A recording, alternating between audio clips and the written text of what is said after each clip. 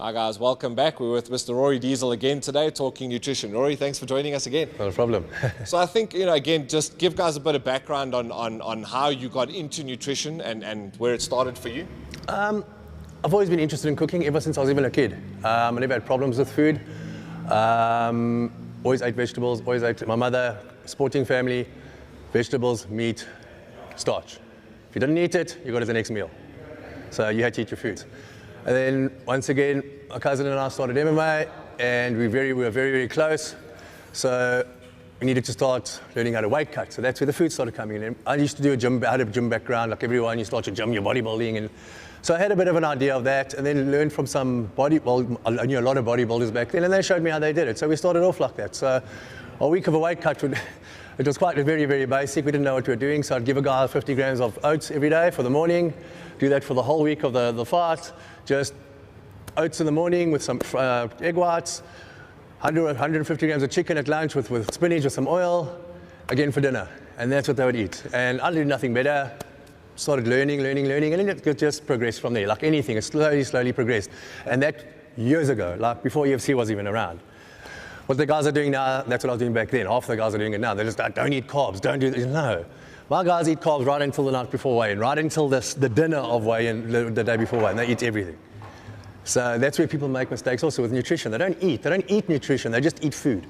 It's the I want and not what the I need. And I think also a big movement that the world is kind of moving into now is food as vitamins. And superfoods is obviously a great example of that. How have you started incorporating superfoods into what you do?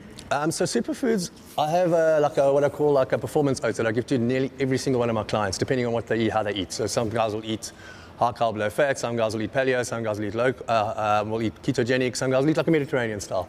So superfoods, I'll put a lot of them in the oats, and everyone loves those oats. I'll put cacao, I'll put maca, I'll put hemp seeds.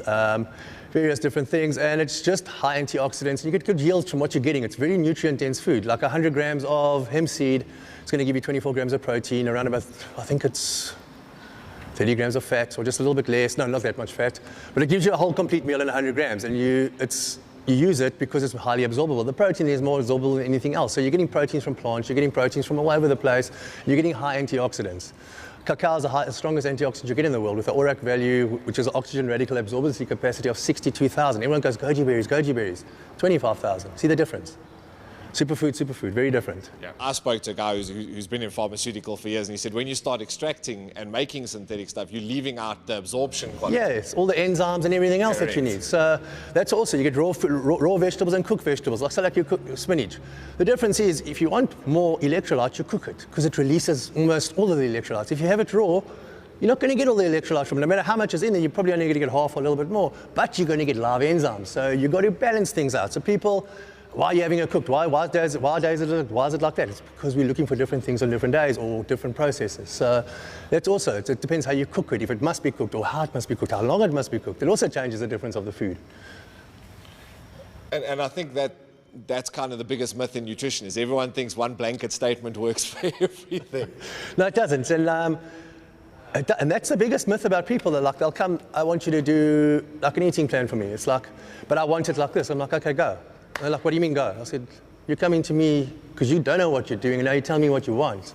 It's like, let's talk about your life. Let's talk about how you work. Let's talk about how you do this. Because if you're running around your food all day and you're a business exec, you can't do that. So you've got to make the eating, the food that you give them. You can't give standard, like everyone's 5 meals a day, this. No. Some of my guys eat once a day. And some of the top level guys, I was speaking to you just now, telling you, once a day. We've moved him back for twice a day now just to speed his metabolism up. And he's one of the top MMA athletes in South Africa. His last 3 fights, he's just run through everyone. And he's eating 1 to 2 meals a day. But it's in a specific way of eating. To science, to a specific way of eating. Where you tell that to a bodybuilder or a guy that's just eating your standard 5 meals, he'll like you said to me, I don't know if I could do that. But it changes the whole way your body works. You don't want food. It's just, that's a ketogenic way of eating. I do a lot of that now, especially for business people, because they don't have to worry about food and they can focus for 5 hours on just one meal, 5-6 hours, and you don't get hungry. It sounds odd, but yeah, you don't. When you're eating and you're chasing your carbohydrates and your insulin, because it's up and down, you're always going to be hungry. And what does a ketogenic diet entail? What is, I mean, it's something that a lot of people have heard, but no one really understands. So you ask your doctor, he says you're going to die. So you're like, okay, cool, but why? No, your heart. So do you even know how cholesterol works? And they all think they do, but they don't. So cholesterol works with particle sizes. So if you're not doing a particle size test on your LDL, that test he gave you is useless. It's just saying you're going to have LDL and you're going to die. No. See, doctors don't even know that yet. I had to sit with Martin from the start and explain to a pathologist what test we needed. And they didn't even know what we were talking about. That's a pathologist at a very well-known labs. That's everywhere. And actually do tests like that. When you're explaining to a pathologist what test you're looking at and they don't know, that's how backwards we are here. I'm not saying everyone is, but 99% of the doctors are. And all they want to give you is a drug, whereas you can change with food. So ketogenic is basically, if you go a therapeutic ketogenic, which are used for sick people, especially drug-resistant epilepsy, it stops it without the drugs very quickly. It's 75% fat. This is your macro. 75% of calories fat, 20% protein, 5% carbs. That's how you start it off. Now, that's therapeutic. That's for people with medical issues, Alzheimer's, Parkinson's, diabetes. Especially diabetes, you can get people off insulin very quickly with this way of eating. And various other, it solves a lot of ailments. So that's how you eat. And people say, oh, but fat, we've been taught wrong. If you're having high carb, high fat, you're going to have a problem. So if you're having your meat and potatoes and all sorts of sauces and it's been cooked and fried, you're going to have a problem because you've got insulin, you've got fat, and it just doesn't work together. When they show you the studies, you get these vegan movies. Nothing wrong with vegan. Vegan is one of the best ways to eat. And keto, those are the only two ways I tell people is the best way to eat. But vegan, you have to eat a lot. And what do fresh, non-GMO, organic vegetables cost? I think that, speaking to Rory now, obviously that the long and the short of it is there's a lot more to it than just blanket diets for everybody. And that's the thing that gives people, and that's the problem with a lot of dietitians. You go there, you weigh, they give you their little graphing, which comes up on the computer and it shows you all the pretty pictures and all the percentages. Cool, yeah, anyone can do that. And then they push the button on the computer because they've been studying for 4 years and they give you an instant diet. Did they do it? No.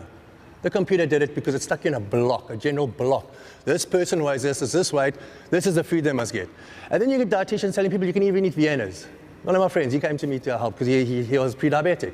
And the dietitian looked on this as Provita biscuits and Viennas are allowed as protein. It's like, where the flip? And this is what the computer did. She doesn't know any better. She's sitting there this big. She's the dietitian giving advice. She's bigger than the guy talking to her.